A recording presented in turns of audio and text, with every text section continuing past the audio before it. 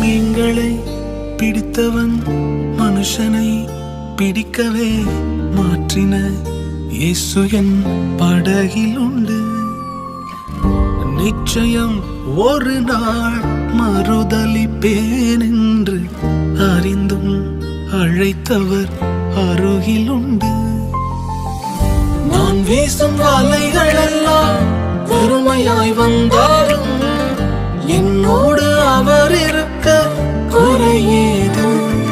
புயல் அடித்தாலும் அலை அடித்தாலும் என் துதிகள் ஓயாது.